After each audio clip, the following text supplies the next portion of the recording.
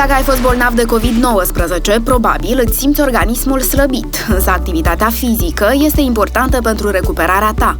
Iată cum să revii în formă. Nu exagera, începe cu activități simple și sporește nivelul pas cu pas.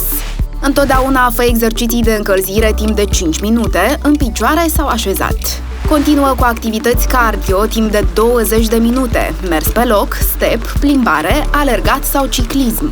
Urmează exercițiile de consolidare pentru mușchi, flexiuni, flotări, ridicări, etc. Încheie cu exerciții de relaxare, mers ușor sau exerciții de întindere. Exersează mereu în siguranță, dacă e posibil, împreună cu cineva. Este normal să respiri mai greu când faci exerciții, dar dacă ai senzația de sufocare, oprește-te sau redui intensitatea.